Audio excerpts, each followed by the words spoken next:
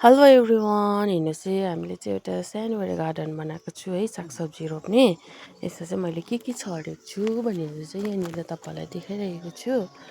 यहाँनिर चाहिँ मैले के भन्छ पालकको साग छरेको छु है, भर्खर उम्रिँदैछ यो चाहिँ। अन्त एक साइडमा यहाँ मेथीको साग पनि छरिरहेको छु है मैले चाहिँ। अन्त यहाँनिर प्याज पनि छ है, प्याज पनि कम्ती रोपेको छु है मैले। यहाँनिर चाहिँ हेर्नु सक्नुहुन्छ।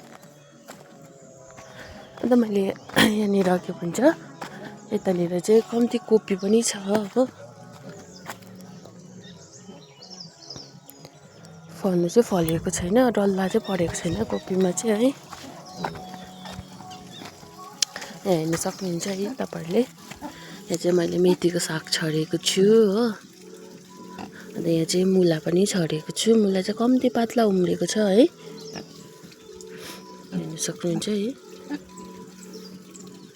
स्मल सानोबडे जस्तो गार्डन जस्तो बनाएर चाहिँ मसिनो यस्तो ड्याङ बनाएर चाहिँ छरेको है। यो चाहिँ यसरी मसिनो छरेर चाहिँ ड्याङ बनायो भने चाहिँ सबै कुरो अँट्ने पनि रहेछ है।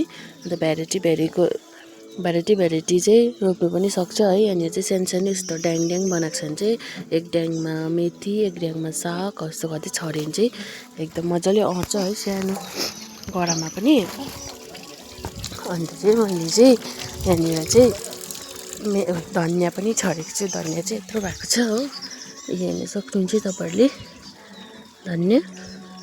यहाँनिर चाहिँ फर्सीहरू पनि छरेको छु हो। यहाँनिर काँक्रा पनि छ, काँक्रा पनि उम्रिँदैछ हो। यहाँनिर फर्सीहरू पनि पुरा उम्रिँदैछ।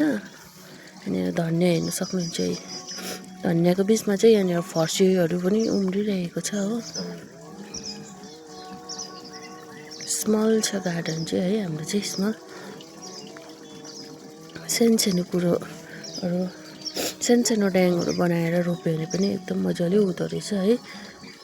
तपाईँले पनि यसरी रोप्नुहोस् होला है। जसको सानो बारीहरू हुन्छ नि, उहाँहरूले चाहिँ यसरी सानो ड्याङहरू बनाएर तपाईँले रोप्नु सक्नुहुन्छ।